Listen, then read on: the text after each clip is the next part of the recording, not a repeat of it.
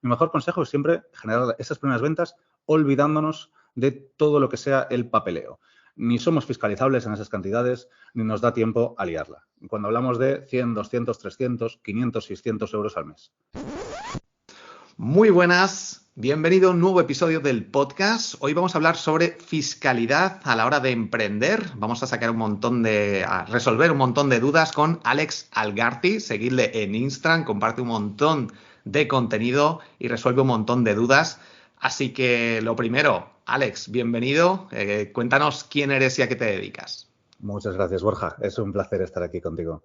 Bueno, pues me llamo Alex Algarci y además de asesor fiscal podría añadir que soy especialista en fiscalidad internacional, que es una rama que está todavía bastante poquito explotada. Seguramente muchas de las preguntas tengan que ver con la fiscalidad nacional, no tanto internacional.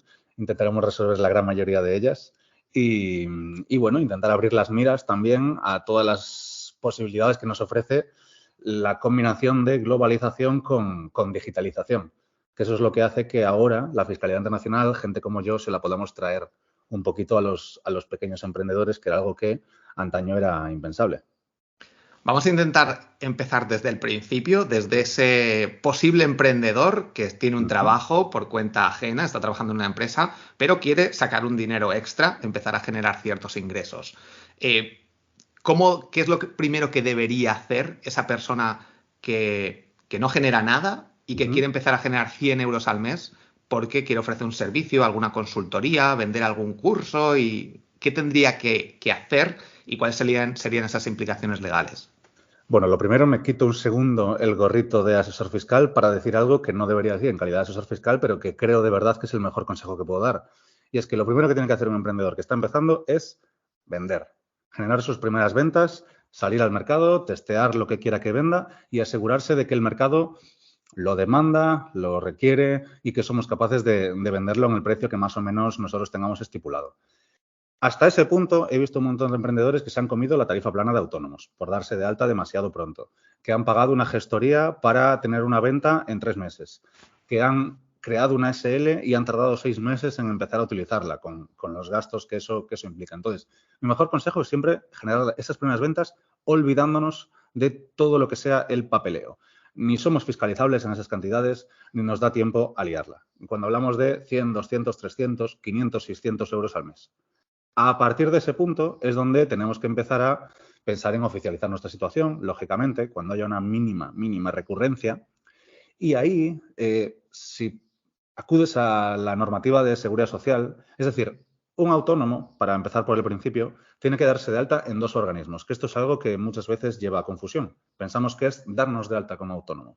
Y no, hay que dar de alta la actividad en Hacienda, que es lo que nos va a obligar a tributar por IRPF, y por el otro lado nos damos de alta en lo que se llama en España el RETA, que es la cuota de autónomos.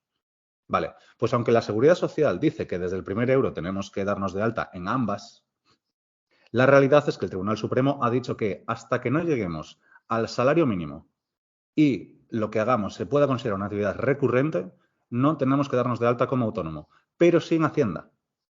Entonces, una vez que generemos esas primeras ventas un poco para coger un poco de soltura, asegurarnos de que lo que estamos sacando al mercado tiene un cierto sentido, pues a partir de ahí sí que habría que darse de alta en Hacienda, modelo 036, 037, por si alguien se aventura a intentar hacerlo, hacerlo por sí mismo, pero no darse de alta en la Seguridad Social. ¿Y eso qué implica? Que no pagamos la cuota de autónomos todavía, hasta que superemos esos umbrales.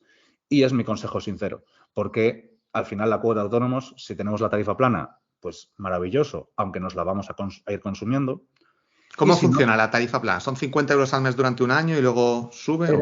Eran 50, antaño cuando se concibió, eran 50 euros al mes durante 12 meses y los siguientes 12 el descuento se iba reduciendo hasta que en el mes 25, cumplidos los 2 años, tendrías ya la cuota normal de los 360 y pico euros si eres autónomo normal, digamos, régimen general, y casi 400 si eres autónomo societario.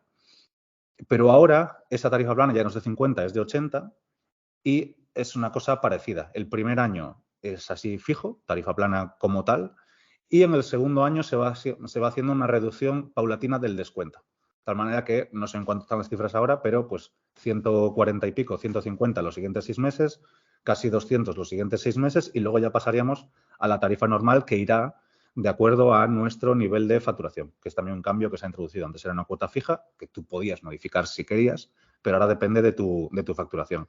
Entonces, el tema es que la cuota de autónomos es un lastre que se puede llevar por delante en muchos negocios que pudieran llegar a ser prósperos, pero que se han ahogado antes de tener la solvencia para poder hacer frente a estas cuotas de autónomos.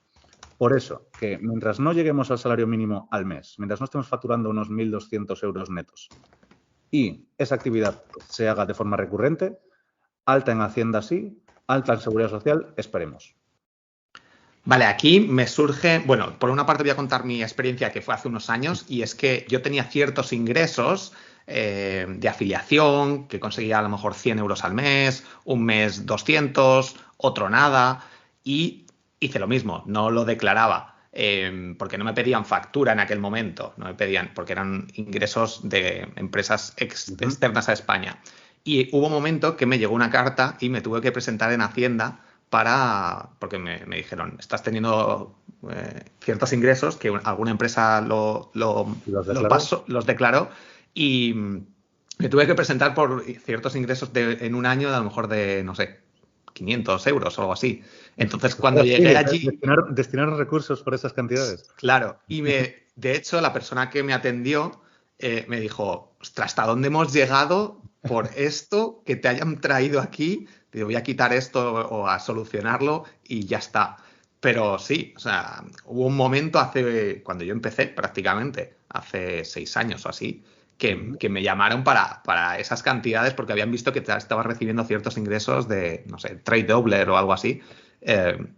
Y no pasó nada, pero sí que yo diciendo, ostras, qué fuerte. Bueno, en ese caso, por lo menos sabes que la posible sanción está muy acotadita en cantidad.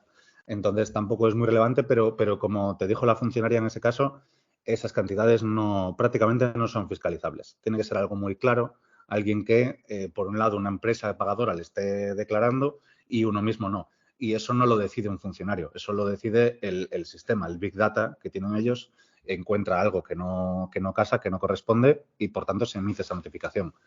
Pero vamos, que por debajo de 400, 500 euros, si se sostiene a largo plazo, sí, pero para dar esos primeros pasos, el primer, segundo, tercer mes, opinión sincera que no lo veo necesario, ni siquiera lo veo prudente, me atrevería a decir, a pesar de no ser lo correcto. Sí que pasadas esas cantidades, aún no dándonos de alta en el RETA, con la Seguridad Social, ya sí, ahí hay que declarar en IRPF, que es lo realmente relevante, donde técnicamente deberíamos pues declarar todos nuestros ingresos desde el primer euro. Vale, aquí me surgen dos cosas. Por una parte, el tema de las facturas, porque no estamos dados de alta. ¿Cómo vamos a generar esas facturas? Si tenemos que hacerlo de otra forma. No. Aquí sí que nos metemos en fraude como emites una factura sin estar dado de alta en el 036. Este consejo de fase 0, digamos, el de fase 1 sería alta en Hacienda sin Seguridad Social, sin la cuota. Pero en esa fase 0, de simplemente salir al mercado, evidentemente, o bien un caso como el tuyo, que recibimos ingresos de afiliación, recibimos ingresos de AdSense con YouTube o con lo que sea, o vendemos a particulares en B2C. Pero en el momento en el que nos enfoquemos al mercado de empresas, al B2B, van a requerir esa factura para que sea un gasto deducible y ahí sí que ya el alta en Hacienda es ineludible, digamos. Vale, ahí nos metemos en otras cosas. Así que sí. O sea, en caso de que nuestro negocio vaya dirigido a otros emprendedores o que vayan a requerir una factura, entonces sí que tenemos que estar dados de alta y tenemos que empezar a... Correcto. Vale.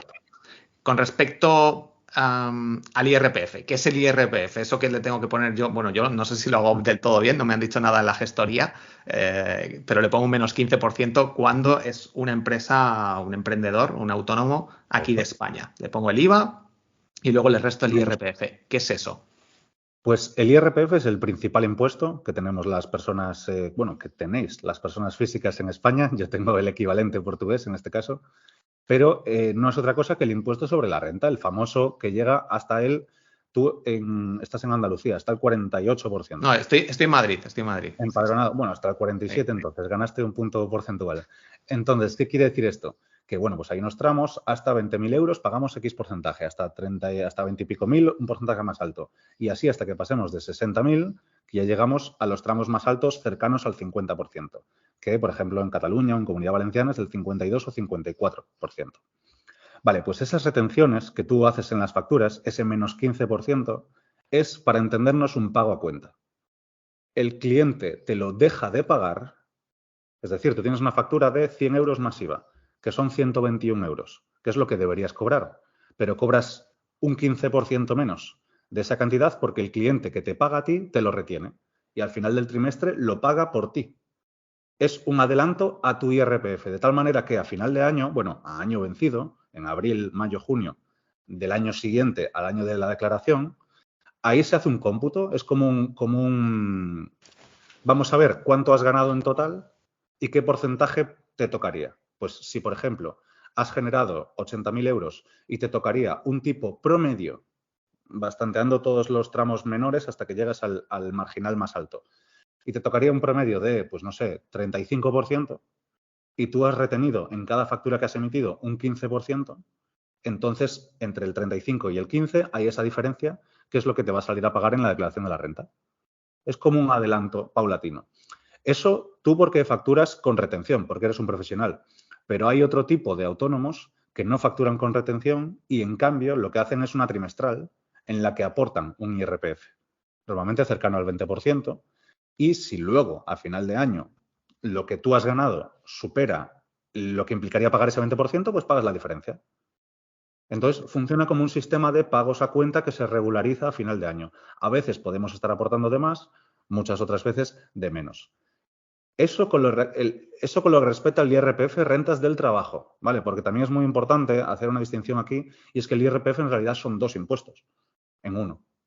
Está este, que es el que todo el mundo conoce, el de las rentas del trabajo, donde facturamos, donde va la facturación que generamos como autónomos, donde van los ingresos por alquileres también.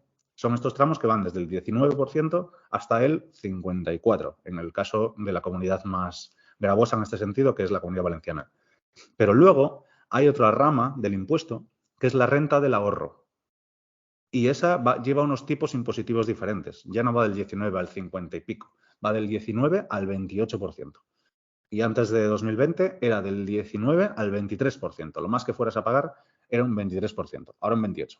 Y ahí es donde van las ganancias patrimoniales por comprar y vender acciones y tener ahí un beneficio, por recibir dividendos, por intereses, por otro tipo de ganancias que ya no se derivan, digamos, de nuestro trabajo con las manos, nuestro trabajo operativo, digamos. Entonces son esas dos ramas.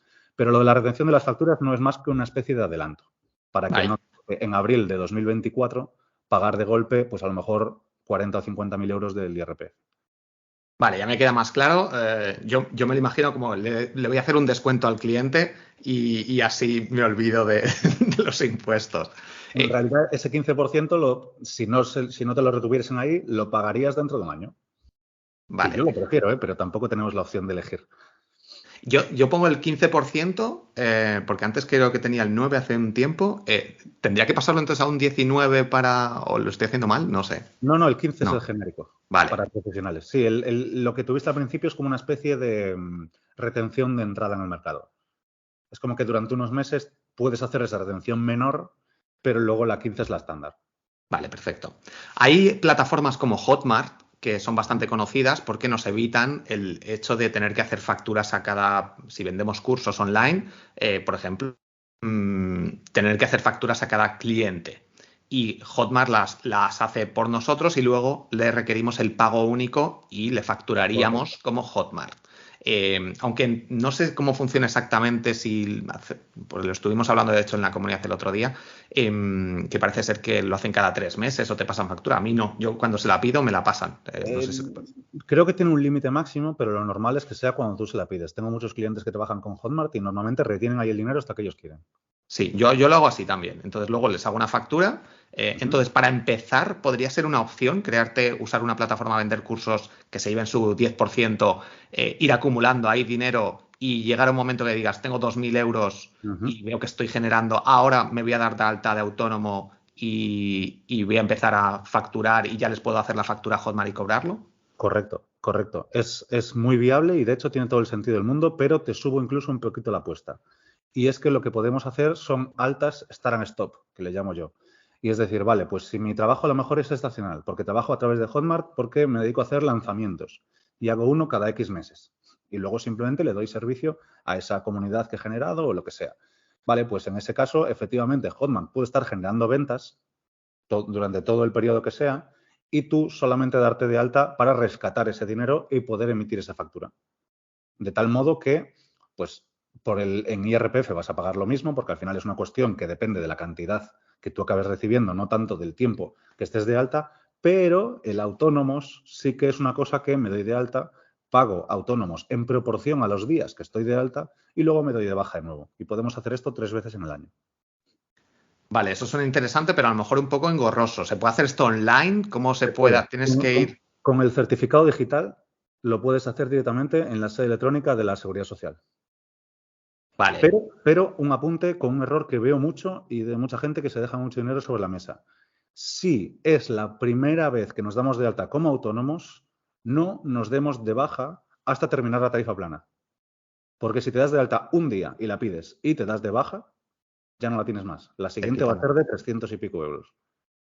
Vale, muy importante. El alta y baja por estacionalidad se puede hacer cuando ya tenemos una cuota normal. Si tenemos la tarifa plana, aguantamos y una vez nos demos de alta, nos quedamos 2 años.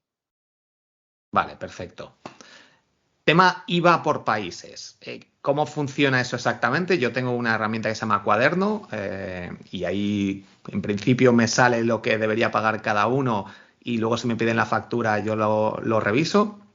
Pero hay aplicaciones como Holded o creo que en factura directa también lo hacen, que si alguien te compra desde Francia, desde Reino Unido o desde fuera, entiendo que es de fuera de España, de Europa, ya es distinto, no tienes que cobrar el IVA ni el IRPF.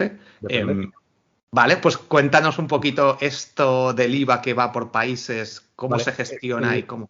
Hay fiscalistas que solo se dedican su vida entera a estudiar el IVA, para que entendamos que es un impuesto con una cierta complejidad y que si yo siempre respondo a todo con depende, el IVA es donde más dependes hay. Hay un montón de factores que influyen en si algo lleva IVA, si está exento, si no está exento, sino no sujeto y qué implicaciones tiene eso.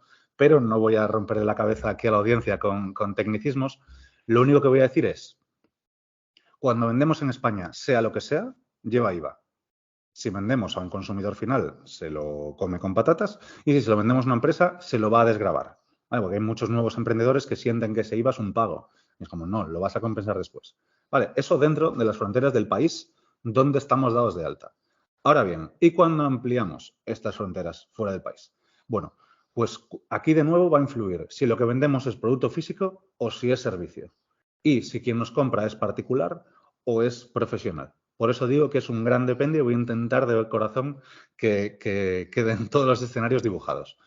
Entonces, si lo que vendemos es producto físico, cuando se lo vendemos desde España a empresas fuera de España, pero dentro de la Unión Europea, lo que se consideraría una transacción intracomunitaria, entonces, si le vendemos a empresas, no lleva IVA.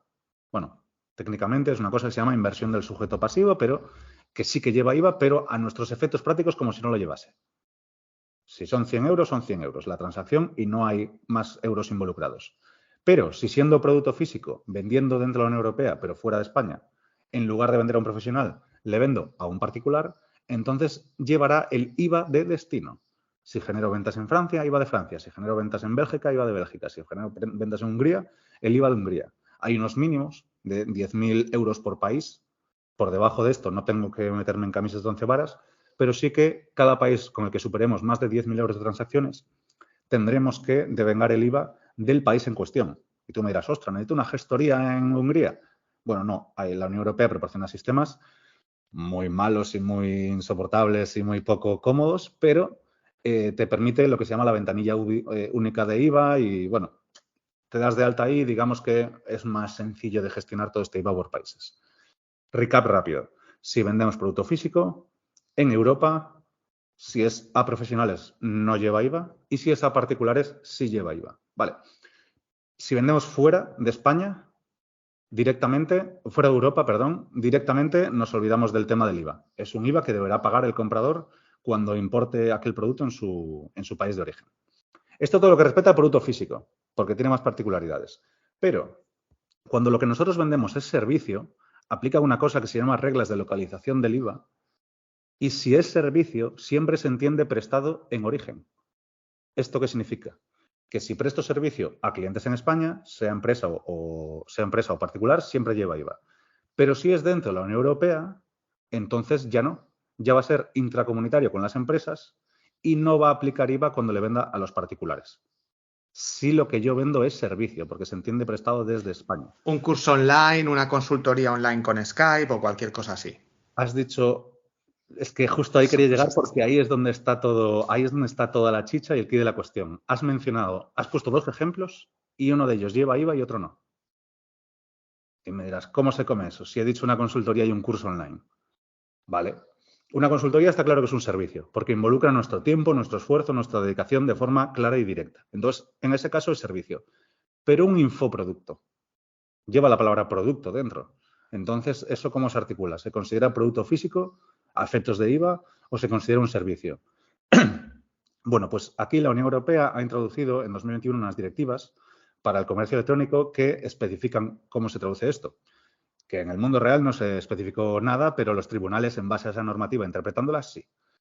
Que bueno, esto es una queja mía que tengo con la legislación de que siempre hace falta esperar a que lleguemos a juicios para empezar a saber en qué se traduce esa normativa. Pero lo que han dicho es que si una venta de un infoproducto es algo completamente pasivo, si yo entro en tu web, me gusta la página de ventas, me convences, entro por el embudo, cojo un lead magnet, lo que sea, pero te acabo comprando una formación y tú de lo único que te enteras es de que ha crecido tu lista de email y tu cuenta bancaria, entonces eso es un infoproducto. Si yo me lo consumo sin tu intervención.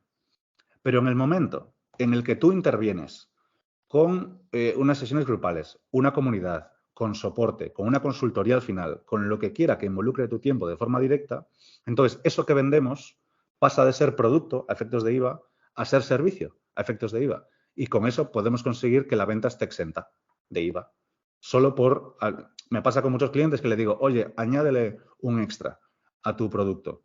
No solo vas a poder cobrar un poquito más de ticket, sino que te vas a coger un 21% de todo de tu PVP y lo vas a considerar margen, en lugar de hacerlo desaparecer. Si tienes 100.000 euros, en vez de 81.000 estás teniendo 100.000 euros.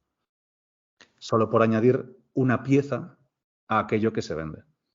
Vale, eso hay que hacerlo desde el primer momento, entiendo. ¿No hay que llegar a los 10.000 euros o me he perdido ahí un poco?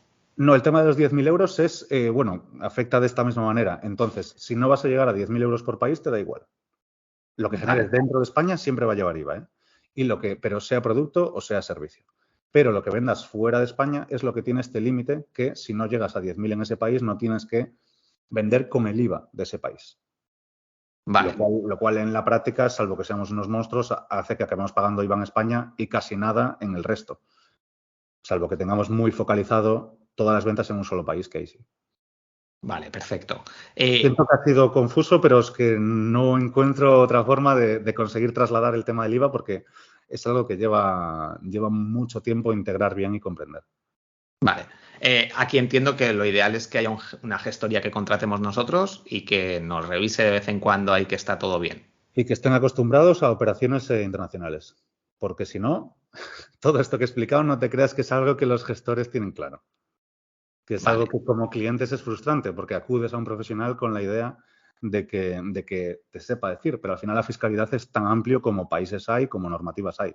Y al final los gestores pues dominan su área con la que trabajan el día a día, pero según a qué gestoría vayas, pues saben más de unas cosas o saben más de otras. ¿Cómo te enteras tú de todo esto? ¿Hay algún sitio, está en el BOE todo esto, te lo lees, te lees un montón de noticias? ¿Cómo sabes tanto y estás a la última?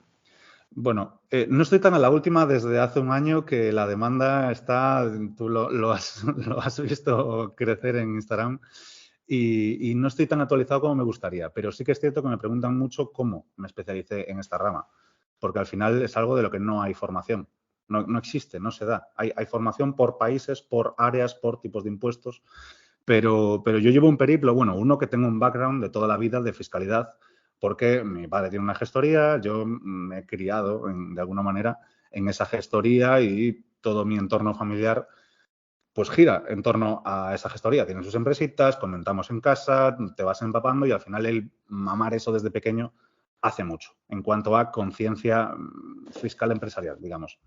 Pero ya centrándonos en esta especialización, pues te digo que desde 2019 ha sido un periplo curioso, en el sentido de, desde todas las formaciones habidas y por haber, tanto regladas como no regladas, en español y en otros idiomas, porque en español hay muy poquito, y después ir rellenando huecos con investigación pura y dura. Afortunadamente tengo la capacidad de entender muy bien el lenguaje jurídico, leyes, normativas, reglamentos, jurisprudencia, vas construyendo tu realidad y pues llega un punto en el que no puedes seguir avanzando y tienes que empezar a pagar consultas aquí y allá para acabar de construir el mapa y voy como dominando diferentes combinaciones. Vale, pues voy a dominar Portugal con NHR, que es un régimen fiscal especial, cómo se combina con las LLCs y con holdings europeos. Masterizo eso, estudio todas las casuísticas, me veo todas las sentencias, toda la jurisprudencia que hay relacionadas con esos casos y lo domino. Cuando lo domino, paso a otro. Normalmente hay lagunas que no consigo cumplir y ahí tengo ya que hablar con otros despachos, a veces se convierten en partners, a veces simplemente soy yo su cliente a la hora de pagarles esa información y voy un poquito construyendo este mapa. Al principio era muy frustrante, pero ahora me parece algo súper positivo porque es una formación que mucha gente pide y que no existe. Entonces, en algún momento, todavía no, se creará y se prestará al mercado. Vale, ahora mismo si alguien, te iba a preguntar al final, pero si alguien necesita de tus servicios, consulta, porque entiendo que cada caso somos muchos los emprendedores online que tenemos algún curso, tenemos una comunidad, cobramos por consultorías online y nos pueden comprar de Sudamérica, alguien que está en el Reino Unido, de España, entonces creo que cada vez hay más gente, ¿no? Y el tema de Portugal que ahora tocaremos. ¿Cómo pueden contratarte? ¿Te pueden contratar? ¿Cómo pueden localizarte? Preguntarte. Sí, fundamentalmente yo trabajo con consultoría previa, siempre es la vía de entrada al servicio. Después prestamos diferentes servicios en España, en Portugal, en el Reino Unido, en Estados Unidos, pero digamos que estamos depurando esa entrada de clientes para que se ha divulgado mucho de fiscalidad en Internet en los últimos 2 años y hay mucha misconception, por utilizar un eufemismo, sobre las cosas que se pueden y no se pueden hacer. Entonces, aunque antes dábamos entrada directa al servicio, ahora la única forma de entrar al servicio es teniendo una consultoría. Por tanto, me pueden contactar al email o escribirme en Instagram o ir al enlace de mi Instagram e iniciar por ahí un poquito el proceso. Pero ya no me siento cómodo, digamos, cogiendo clientes directamente para servicio. Por ejemplo, las famosas LLCs se ha hablado mucho y hay clientes que pues dicen, no, yo quiero una LLC y voy a hacer esto, esto y esto. Y si tuviera yo la ocasión de corregirle y hacerle ver que quizás no es la opción más interesante, pues ese cliente seguramente se libre de tener problemas el día de mañana. Entonces, pues bueno, digamos que la vía de entrada es un poquito esa consultoría y tienen esas vías para contactar conmigo. Vale, no sé si nos puedes contar un poco el coste o depende un poco de la situación o del tiempo de... Sí, o sea, no, la genérica es de 800 euros. Es una consultoría de 800 euros, hago una al día, no más, y en esa, teóricamente es 1 hora, aunque normalmente alargo lo que sea necesario para tener comprendida la estructura, y ahí se diseña todo lo que se va a hacer, lo que se va a implantar conjuntamente con el cliente. De eso siempre comienzo diciendo que yo nunca digo lo que hacer, nunca jamás digo lo que hacer. Digo, este escenario, pros y contras, pros y contras, pros y contras. A partir de ahí construyo con el cliente. Vale, entiendo que en el caso de que alguien necesite ese servicio, tiene que saber qué preguntas hacerte, invertir bien esos 800 euros y esa hora. Ya le da en el formulario que se les propone a la hora de formalizarla, ya hay una serie de preguntas que me ayudan a mí a saber cuáles son los puntos clave de su estrategia. Entonces, se le ocurran o no se le ocurran a él, yo llevo predefinidas las líneas de actuación porque al final hacemos tantas que llega un punto en el que se empiezan a repetir los casos. Entonces, a lo mejor con 4 o 5 estrategias cubres al 80 o 90% de los clientes. Entonces ya sabes qué duda le va a surgir, sabes qué problema va a tener, sabes cuál es el punto clave para que le salga bien una determinada estrategia, etcétera, etcétera. Vale, entiendo que te has planteado a lo mejor en algún momento escribir un libro o hacer un curso con todo esto, pero como cambia tan rápido, a lo mejor no lo ves factible o... No, sí que me lo he planteado. Tengo, tengo dos problemas, o sea, un problema con cada una de esas dos cuestiones que llegarán en su momento.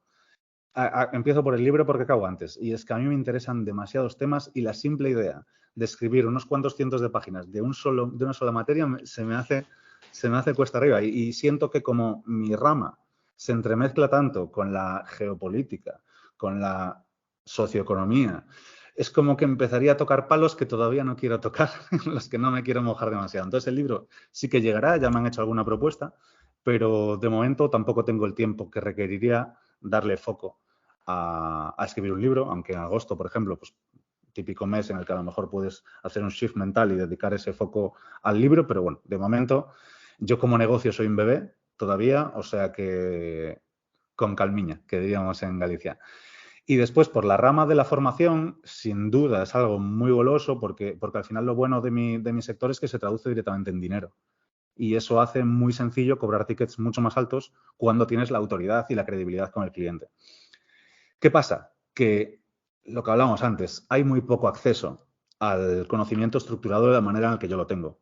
Entonces, todavía no tengo interés en compartirlo, digamos. Es una cosa que aplico en servicio con mis clientes, pero que si yo hiciera una formación como me imagino que la haría, con una dedicación absoluta, a mí me encanta la didáctica, me encanta además lo académico, yo soy más de estudiar que de actuar, a pesar de todo, por gusto y por creo que habilidades o aptitudes. Pues digamos que sería una formación que generaría clones míos capaces de hacer lo que hago yo, en buena parte. Le faltarían los contactos y le faltarían según qué cosas, pero digamos que estratégicamente, en el mejor de mis sueños, que pudiera facturar a lo mejor 1.000.000 de euros en un lanzamiento, que ya sería una locura, siento que ni siquiera en ese escenario tan positivo me compensaría de momento, todavía. De aquí a un añito, pues iremos viendo que van saliendo muchas novias para embudos, para lanzamientos y demás. Llegará el que me convenza al final. Genial. Por aquí está claro que el tener un nicho, un conocimiento de un nicho específico y con una necesidad muy amplia y sin competencia, porque hay muy poca gente que tenga ese conocimiento, pues hay un gran filón ahí. ¿Cuál es tu cuenta de Instagram? Alex_Algarci. Vale, lo pondré en las notas del programa y si no, si buscan. Y ya ves que soy el tío que menos contenido crea del mundo.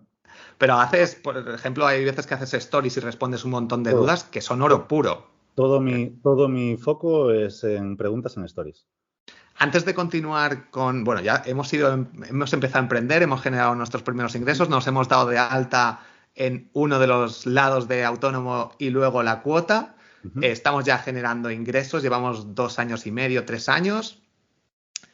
¿Cuál es el siguiente paso? Nos hemos tenido que ir antes de hacer esto a Portugal si estamos en España. Tenemos que crear una LLC que se habla mucho con Stripe Atlas, por ejemplo, en Delaware. ¿En qué momento tenemos que dar el salto a hacer estos cambios? O yo, por ejemplo, disfruto mucho de España, que voy mucho al sur, estoy por Madrid también, y no quiero mudarme. Entonces, aquí hay una parte de pagar más por disfrutar de tu país. Así es. ¿O cómo funciona? ¿Nos vamos a Andorra? Así es. Bueno, la evolución natural a la antigua usanza, en el antiguo régimen, como le llamo yo, bajo las líneas del Código Tributario Español, como se ha hecho toda la vida y como te diría un gestor cualquiera de la calle, es, oye, pues empiezas de esta manera, que hemos comentado, luego ya te das de alta como autónomo de plenos derechos y cuando tu negocio crece y ya tienes un mínimo de estructura, pues ya creas la SL. Vale, pues yo rompería con ese esquema por completo. Lo primero porque esta fase cero de no alta en autónomos es algo que no recomiendan los gestores. No es que no recomienden en el sentido de que desaconsejen, sino que no, tú llegas allí, te dan de alta de todo y punto. Vale, esa sería la fase cero. Pero mucho ojo cuando nos demos de... O sea, es que lo que quiero evitar con lo que voy a decir a continuación es un error que veo mucho en este proceso de escalado. Y es que desde hace un añito, desde hace 2 añitos, tenemos la ley de startups que permite a las empresas pagar un 15% en lugar de un 23%. Vale, pues simplemente para que se lleven algo de mucho valor en este caso, porque este consejo puede valer mucho dinero. Y es que si ya lo tenemos claro, si ya estamos generando ventas, si ya tenemos una cierta recurrencia, creemos la SL directamente. Porque si te das de alta como autónomo en una actividad y luego en esa misma actividad te das de alta como empresa, se considera una continuación, no se considera una nueva empresa y por tanto no te dan ese 15%. ¿El 15% te refieres a que luego a la hora de tributar o de IVA o cómo es ese 15%? 15% de impuestos sobre sociedades. Es lo que paga la empresa en lugar del IRPF. La empresa pagaría un 23-25, pero durante 2 años pagas un 15. Entonces, simplemente cuidado con, si lo tenemos muy, muy claro, a lo mejor es interesante pasar directamente a empresa. Pero, tema Portugal o tema LLCs. Bueno, pues es que yo lo siento si son aguafiestas por esta parte y yo no vengo con juicios de ningún tipo, pero mucha gente en España, a raíz de la divulgación que se ha venido haciendo en Internet, se cree que operar con una LLC en España es perfectamente legal. Concretamente, 100% legal, que me hace mucha gracia cuando le ponen porcentajes a la legalidad, como si no fuera algo binario, que o es o no es. Entonces, la cuestión aquí es que se le ha llamado 100% legal a cosas que se pueden hacer con seguridad, pero que no serían lo correcto. Entonces, es muy importante partir de esa base. Yo siempre, a clientes que llegan así un poco más despistados, siempre les dibujo un triangulito, que los que estén solo escuchándonos no lo verán, pero se entiende muy bien, un triángulo en el que cada vértice es una ventaja, una de ellas ya la has mencionado tú, pero solo puedes coger 2 y siempre tienes que renunciar a una. Entonces, una de ellas es quedarnos en España. Lo que decíamos del disfrute a cambio del pagar. Vale, pues si hemos elegido este vértice, de entre los 2 restantes solo podemos coger uno. Y o bien tenemos un gran ahorro fiscal o bien tenemos riesgo cero. Si queremos un gran ahorro fiscal utilizando LLCs, que efectivamente se pueden hacer, pues bueno, digamos que ya estaremos transitando algún área gris en el que seguramente, si nos preguntan, no podríamos dar una explicación. Entonces es muy importante esa parte. Ahora bien, sobre cómo operan las LLCs, sí que es cierto que son una herramienta muy, muy versátil. Y es muy versátil por 2 motivos. La crees con Stripe Atlas o la crees donde sea. Entonces, se ha dicho tantas cosas que en 2 minutos voy a aterrizar muy bien los 2 conceptos que están haciendo que las LLCs triunfen tanto hoy en día. Y son, por un lado, la rama fiscal y, por otro lado, la rama de privacidad. Entonces, la rama fiscal, se ha dicho, las LLCs no pagan impuestos. Bueno, el significado de las letras LLC es Limited Liability Company. O sea, empresa de responsabilidad limitada. ¿Eso a qué nos suena?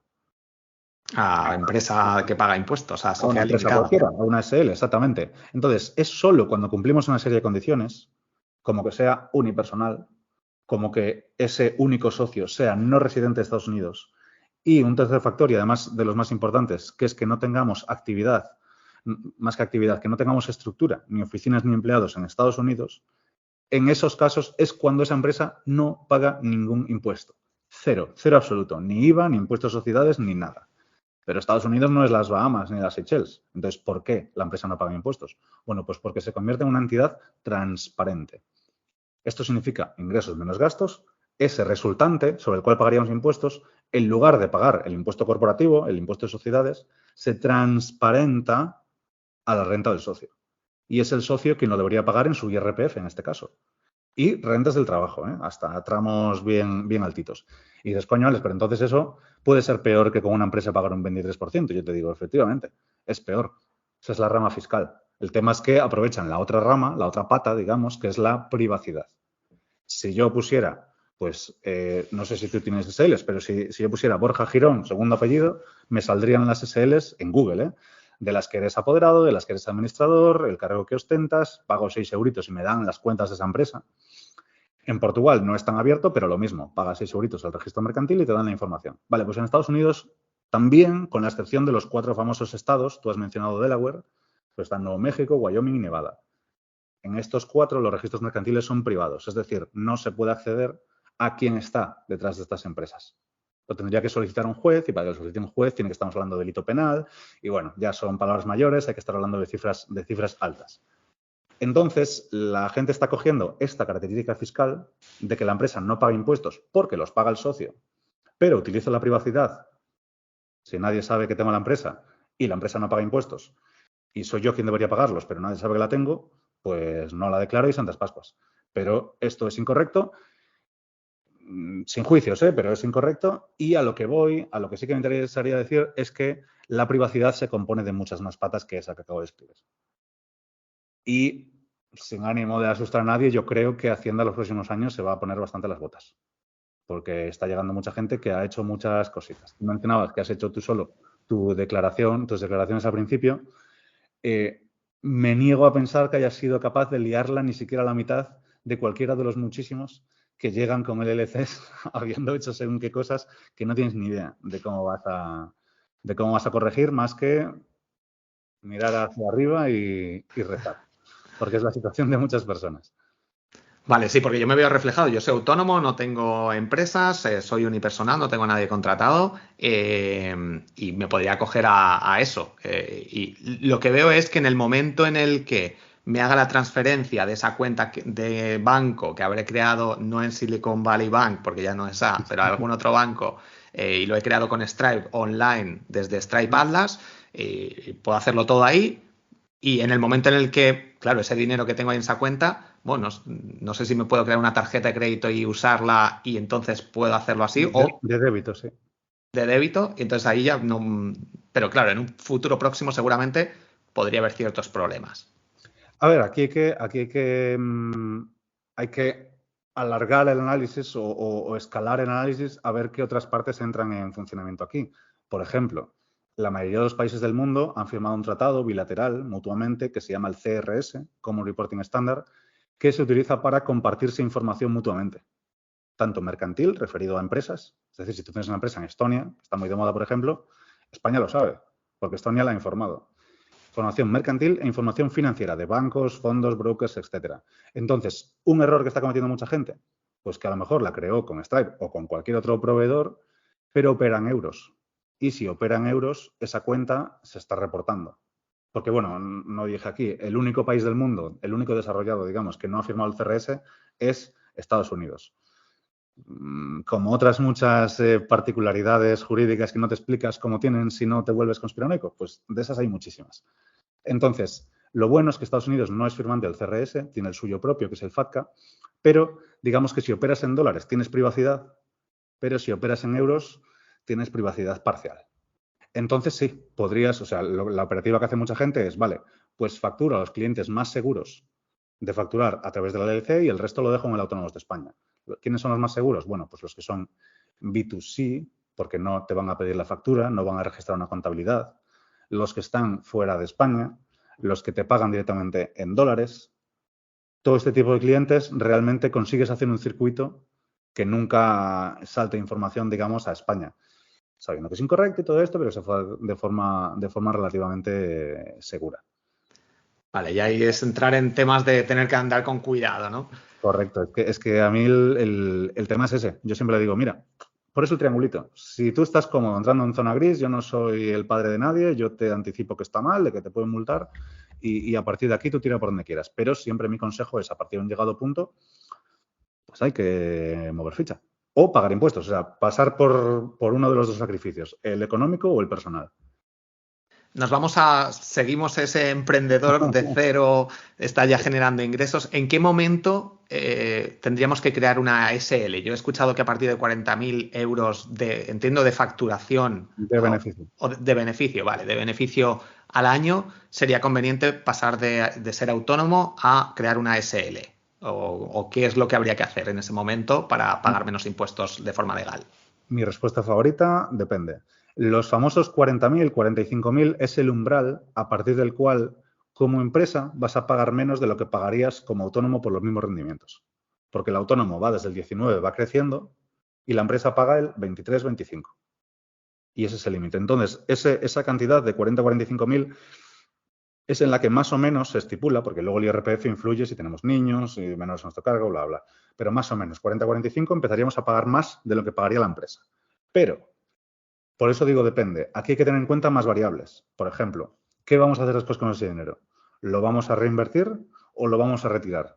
Porque si lo vamos a retirar, la empresa paga un 23% de impuestos sobre sociedades, pero ahora ese dinero es de la empresa. Si me lo quiero sacar a persona física, aún pago otra vez el dividendo, un 19 a 28%. Entonces, si lo voy a sacar, ya pues estaré empatando con un autónomo que pague muchísimo. Porque 23 más 20 y pico por ciento, al final me vuelvo cerca del 50%. Entonces, cuando nuestro objetivo es reinvertir, sí, más o menos por esas cantidades, ya debería empezar a interesarnos hacernos empresa.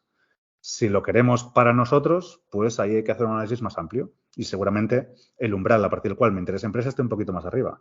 Pero puede haber un caso contrario y que a pesar de tener un beneficio inferior te interesa hacer una empresa. Bien porque sois más de un socio, que puede darse que dices, coño, yo me haría autónomo, pero somos dos y lo operamos todo por la empresa y por tanto o hacemos una comunidad de bienes o empresa directamente, aunque no facturemos tanto. Esto es un caso muy habitual. Y luego otro caso es que a veces, según a qué tipo de cliente le facturemos, no da la misma imagen que seamos un autónomo a que seamos una empresa. Si prestamos servicios para una multinacional o si nos presentamos a licitaciones públicas, todo este tipo de temas, pues tiene más sentido, digamos, ser una empresa. O, un último factor, cuando nos dedicamos a una actividad de cierto riesgo que puede implicar que asumamos una cierta responsabilidad. Si sucede algo con la empresa o con los clientes o es demandada o lo que sea, que esto se puede, no hace falta hacer nada ilegal para que te pase, ¿eh? Estás a un accidente laboral de tener un problema de un par de millones de euros de responsabilidad civil. Entonces, evidentemente hay seguros, pero eso también puede hacer que tenga sentido coger una empresa. Si nos centramos estrictamente en lo numérico, en lo fiscal, en lo tributario al número, sí. Esos más o menos 40-45.000 es el punto a partir del cual la empresa pagará un poquito menos. Vale, 40-45.000 de beneficio, quitando, bueno, ingresos, facturación, menos los gastos, que te queden unos 40.000. Vale, perfecto. Lo que sería el byte, el beneficio antes de impuestos. Genial. Bueno, yo de momento voy a seguir siendo autónomo. Con respecto a inversiones en criptomonedas. Bueno, tú frecuentas Cádiz, Cádiz Algarve. Bueno, está cerca. Yo estuve pensándolo. De hecho, este verano me voy a hacer un viajecito por ahí, por Portugal. No creo que me mude, pero bueno, a lo mejor si encuentro algún sitio a mí no me importa. O sea que No te queda cerquita, sí. sí. Ya que hemos empezado a hablar sobre inversiones, tema de criptomonedas, bueno, creo que ha cambiado de hecho de nuevo la ley en Portugal, que había mucha gente que estaba comprando criptomonedas porque no se tenían que declarar o algo así. Cuéntanos un poquito el tema de criptomonedas. Si como particular quiero comprar, es mejor irte allí, declararlo allí, o como empresa, o reinvertirlo, o algún truquito de estos que puedas contarnos o algún aprendizaje. Vale, ¿en España o en Portugal? Bueno, en España, si quieres, y luego los beneficios de Portugal, si hay alguno todavía. Vale, en España simplemente es como quien compra acciones. Si compras Bitcoin en 10 y lo vendes en 20, pagas IRPF por 10. Y lo pagas en la renta del ahorro. Recordemos ese segundo IRPF, con muchas comillas, que paga como máximo el 28%. Eso sucede tanto si compras Bitcoin y lo vendes con un beneficio y lo vuelves a convertir a euros, como si, que era lo que hablamos un poco antes, de Bitcoin cambias a Ethereum o cambias a Cardano o cambias a lo que sea, tienes que declarar esa ganancia. Si yo compré Bitcoin en 24, subió a 29 y lo cambié a Ethereum, entonces se entiende que tengo un beneficio de 4.000 o 5.000 euros, que eso es lo que debería declararse siempre. Y si generamos cualquier otro beneficio tipo staking y demás, pues 3/4 de lo mismo, 19-28%. Eso es lo que se debería hacer en la teoría. Y en Portugal, hasta el año pasado, estaba todo exento. Salvo que fuera tu actividad profesional, es decir, que no se consideras una inversión, que se consideras fueras trader y te dedicas en el día a día a la actividad profesional, en ese caso pagarías como autónomo, pero si no, si eres una persona cualquiera que tiene su trabajo y además compra y vende cripto, pues los beneficios iban al cero. Los de la compra-venta con beneficios, los del staking, los de yield farming, los de que tú quisieras, cualquier beneficio proveniente de cripto estaba exento. Ahora, como esto fue un poco jauja y cuando te permiten tener las criptos exentas, potencialmente cualquier rendimiento del mundo lo puedes convertir en un rendimiento cripto. Entonces, claro, es en plan, vale, yo a lo mejor tengo mis beneficios en cripto y puedo no tributar por ellos, pero por mis beneficios empresariales los puedo convertir en beneficios cripto muy fácilmente, sin que nadie pueda demostrar lo contrario. Entonces, fueron acotando un poquito esto, que en realidad nunca es una iniciativa del gobierno portugués, porque a Portugal está encantado con esto, si no es la Unión Europea, que va presionando, ya han tocado muchas cosas que Portugal tenía interesantes. Y básicamente ahora la limitación que hay es que solo está exento si lleva en tu poder más de un año. En ese caso estaría completamente exento. Entonces puede darse el caso de alguien que hace la inversión en España, va generando un beneficio en España y llega un momento en el que dice, tengo 1 millón de euros en Bitcoin. Si te lo sacas en España, pagas pues cerca de 300.000. Si te lo sacas en Portugal y ese Bitcoin llevaba en tu poder más de un año, pues estaría exento. Pero, ojo, que sé que esto es goloso, ojo con salirnos un año y volvernos, aunque hagamos bien el cambio de residencia, porque España lo puede considerar instrumental. Esto quiere decir que si has hecho el cambio de residencia bien, conforme a la ley, no te puedo sancionar, pero considero que te has ido solamente para sacarte esos Bitcoin. Por tanto, con animosidad fiscal. Entonces, me lo tributas como si nunca te hubieras ido. Sin multa, pero lo tributas. Vale, entonces en ese caso entiendo que un poco depende de la situación. Lo que habrá que hacer es, me voy, me hago residente, me saco el empadronamiento en Portugal, hablo con un gestor para gestionar todo esto, o con el banco o como sea, transfiero y tengo que estar allí residiendo, porque si vuelvo luego me van a pillar. Mínimo 2 añitos y a partir de 3 ya no te va a decir nadie nada. En el sentido de que hagas un cambio solamente con ese fin fiscal. Vale, y a la hora de ser autónomo, yo, por ejemplo, ¿por qué me podría venir bien en la actualidad irme a Portugal? ¿Pago menos cuando soy autónomo, cuando soy SL? ¿En qué momento? Pues de ahí parte una confusión muy habitual, y es que muchos creen que como se habla de Portugal como un país atractivo por impuestos, bueno, lo primero que no tiene nada de atractivo, es más infierno fiscal que en España todavía, al menos en lo que respecta solo a IRPF.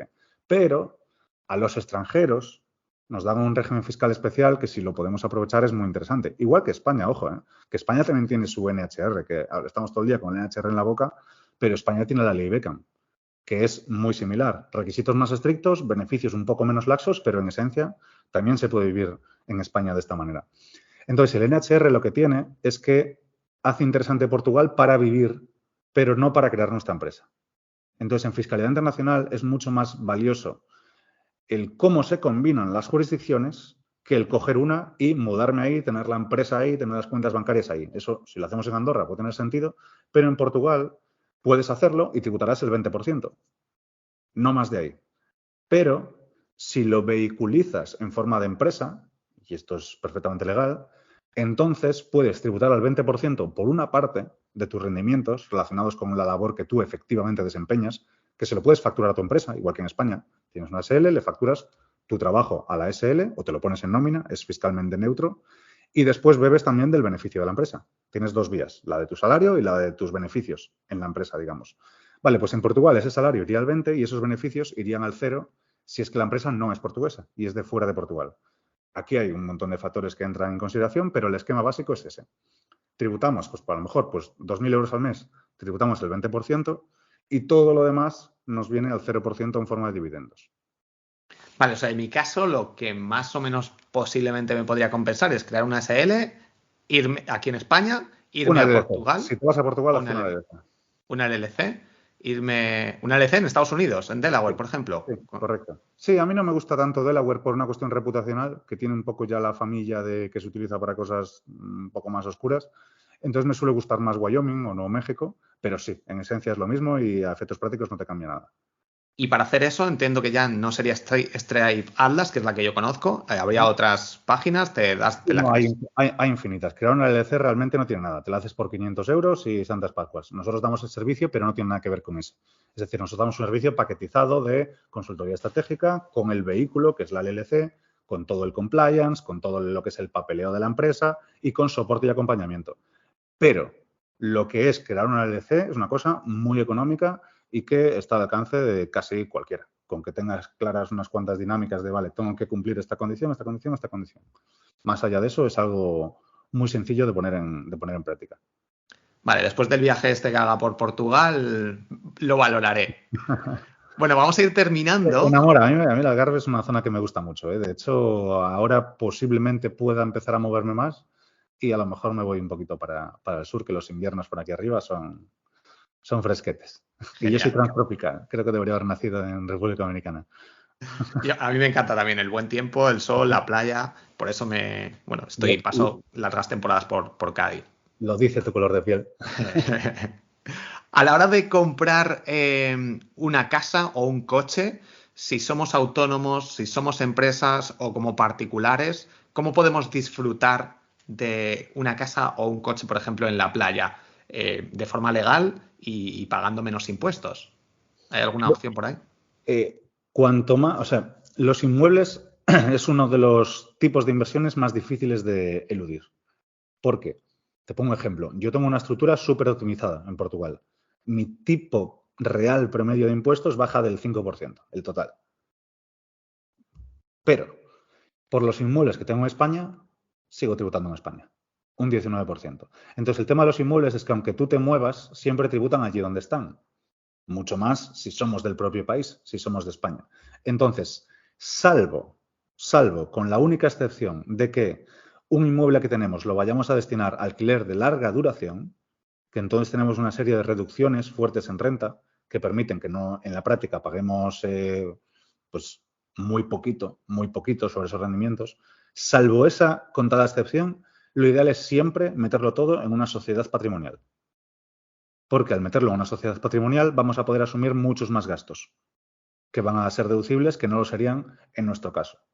Entonces, de esa manera vamos a bajar la base imponible. Si tenemos los mismos ingresos, porque nos da igual que el piso lo alquile yo a que lo alquile mi empresa, los ingresos son los mismos, pero los gastos son muchísimos más.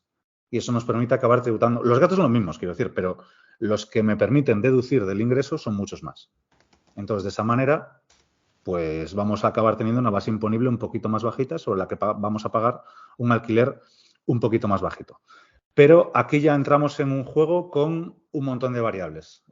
Intento no decir depende más de 10 veces por hora, pero es que tiene mucha cabida. Entonces, te pongo un ejemplo. Tú eres una empresa, eres un negocio. Entonces, generas una serie de rendimientos por los que pagas pues, un IRPF generoso. Vale, pongamos que para este ejemplo, para que se entienda bien por dónde estaría la gran ilusión relativo a inmuebles, ponle que toda la actividad que desarrollas como Borja Girón en realidad fuera Borja Girón SL, ¿vale? De tal manera que Borja Girón SL paga sobre sus beneficios un 23% y luego tú con eso que generas, pues en parte disfrutas y en parte quieres reinvertir, que por algo lo estás ganando. Vale, pues si Borja Girón genera X y gastas la mitad y la otra mitad, que sean, me lo invento, 100.000 euros, y los quieres meter en un piso, para que esa SL acabe comprando un piso en otra sociedad patrimonial, tiene que, esta generó el beneficio, ahora hay 100.000 euros ahí, que tienen que salir a Borja Girón, de la SL a Borja Girón, persona física, pagar unos 25.000, con lo cual ya quedan 75, y ahora tienes 75 para invertir en el piso, en lugar de 100. Además, el piso te va a comportar una serie de gastos de notaría, de impuesto, de tal, que si es empresa van a ser mucho más fácilmente deducibles que si somos particulares. Entonces hemos perdido 25.000 euros en este camino. Pero si en lugar de esta empresa genera dinero, esta empresa compra inmuebles, pasa por tu sociedad holding, que holding suena una cosa así como de Facebook y de Google, pero no es otra cosa que una SL más, cuya actividad es poseer otras SLs. No tiene más que esto. Vale, pues estos mismos 100.000 euros, en lugar de pagar unos 25.000, iban a pagar unos 1.000 por subir aquí.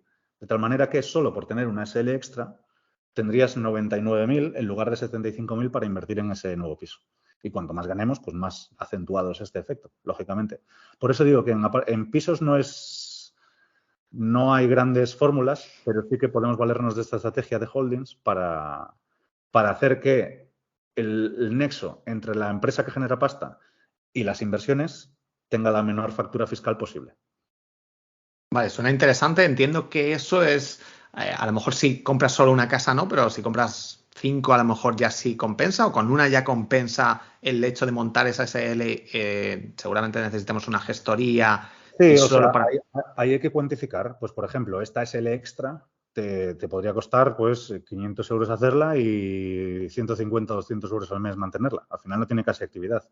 Entonces son 400 más 200 por 12, 2.400, unos 3.000 euros. Solo en esta operación estarías ahorrándote unos 25.000 a cambio de gastarte 3.000. Si en vez de hacer una haces muchas, pues mucho más compensa. Es un gasto fijo, digamos. Por tanto, todo ingreso marginal va a ser neto. Y no sería conveniente luego darla de baja, si es solo para una vivienda y cierras la empresa y ya está, o eso ya entramos en temas de... Es que el holding es la única forma de vivir en España con unos impuestos razonables. Por tanto, para mí, y esto ya es decir, lo digo en calidad de asesor, pero ya entramos en el plano de la opinión, de hasta dónde cada uno quiera escalar su estructura y demás. Para mí, la fórmula más segura, largoplacista y optimizada fiscalmente de vivir es no tener cosas a persona física y que todo lo posean nuestras empresas. A nosotros como individuo, como persona individual, nos representa un holding del que poseemos el 100%, pero de todos los demás negocios que nosotros tengamos, ese holding nos representa. Si el negocio es nuestro, el holding posee el 100% de ese negocio. Si es con un socio, el holding posee el 50% de ese negocio. Pero lo que nos va a permitir es beber de todos esos beneficios pagando un 1,25 en lugar de un hasta 28%.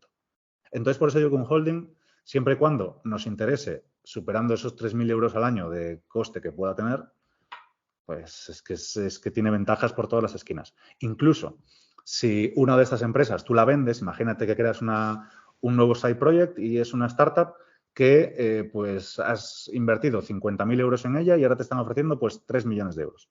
O 4, para que me salga más redondo el asunto. Bueno, pues de 4 millones de euros casi todo es beneficio, porque invertiste 50.000. Si esa empresa la he creado yo y la vendo por 4 millones, voy a pagarle 1 millón de euros a Pedro Sánchez. Pero si en lugar de esa empresa pertenecerme a mí, le pertenece a mi holding, que me pertenece a mí, pues en lugar de 1 millón voy a pagar pues 10.000 euros. Aquí ya sí que hay bastante diferencias, ¿no? Claro, por eso digo, cuanto mayor sea el importe, mayor es Claro. el ahorro, evidentemente, porque es el gap entre el 1,25% y el 19,28%. Vale, Que tributaría sobre los dividendos y sobre las ventas de empresas. aquí sí he entendido bien, entonces me crearía una LLC a lo mejor, o con LLC.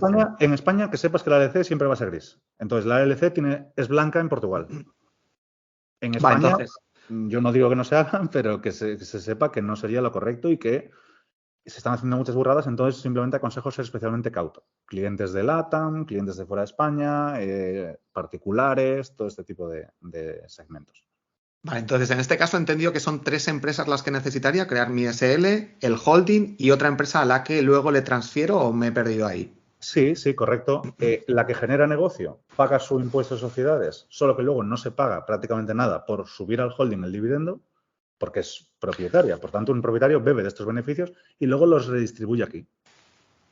A esa otra empresa que hemos creado también. O sea, tendríamos Correcto. que tener 2 empresas, el holding, y a la hora de comprar una vivienda o tener otros beneficios, podemos transferirlo al holding, a la empresa. Correcto, correcto. Y esta, que es la que tiene pisos, cada año a lo mejor compramos uno con los beneficios de esta, pues a lo mejor acaba teniendo pues 8 pisos y los tenemos en alquiler y ya está. Y eso es una empresa en sí misma que genera de nuevo sus beneficios que también podrán subir al holding, si es que nosotros queremos, al 1,25%.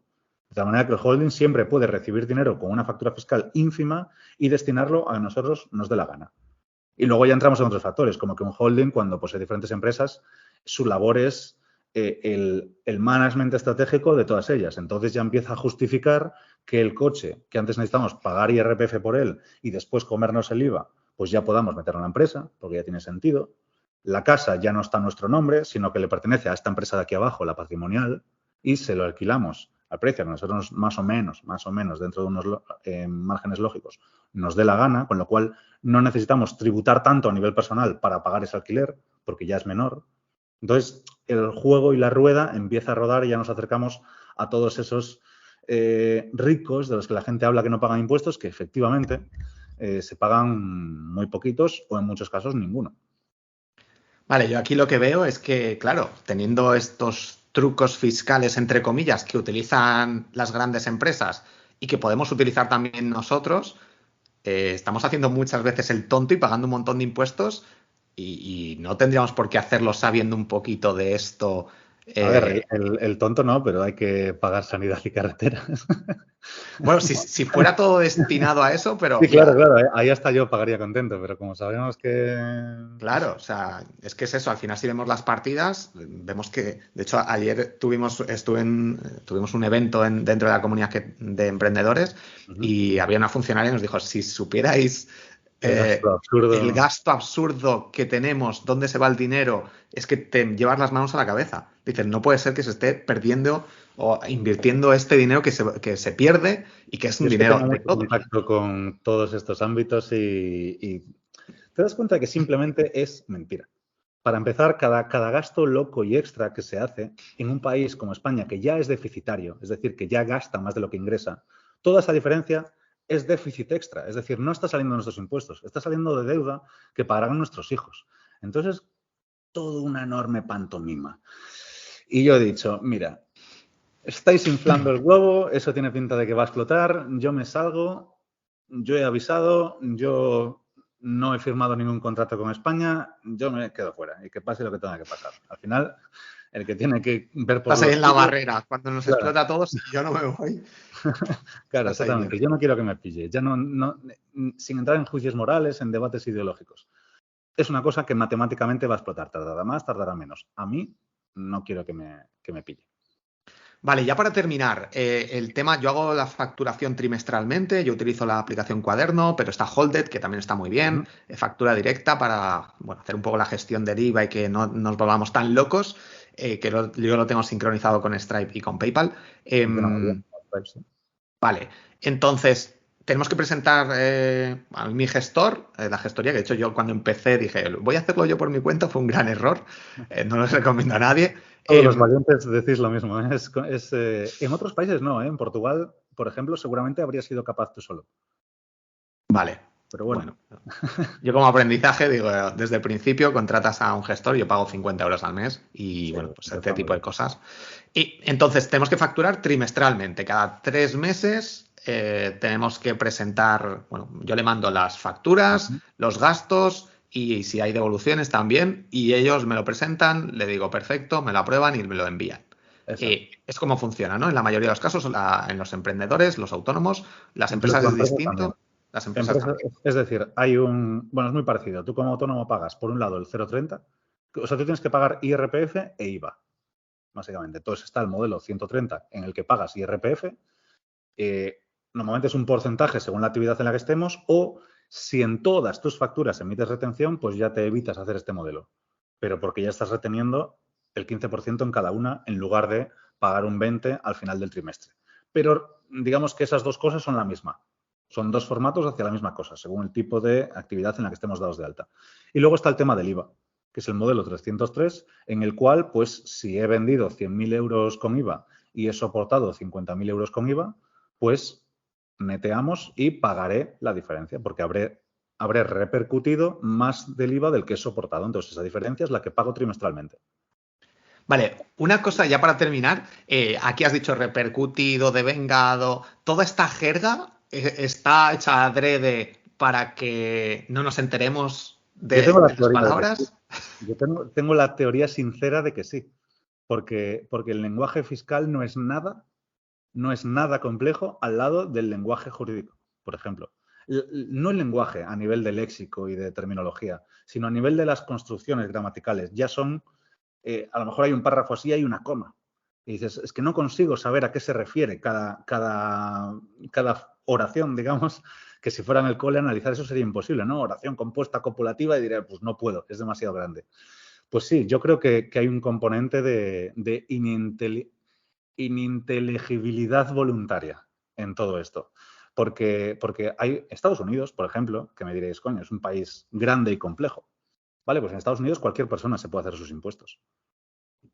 Es muy sencillo, es muy accesible y no es como en Europa que prácticamente relacionamos negocio con gestoría. Es decir, me atrevería a decir que más del 99% de las empresas y autónomos de alta en España tienen una gestoría.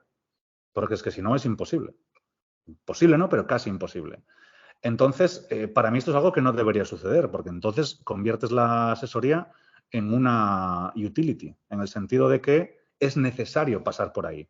Igual que es necesario pagar 400 euros por constituir una empresa, cuando en el Reino Unido te vale 10 libras, por ejemplo.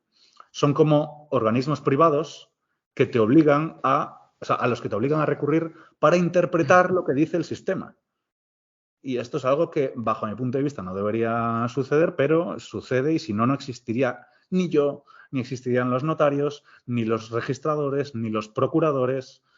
Habría un ecosistema enorme que no existiría. Y bajo mi punto de vista, no deberíamos existir. Pero somos una consecuencia de esa no sé cómo decirlo, pero esa dificultad normativa.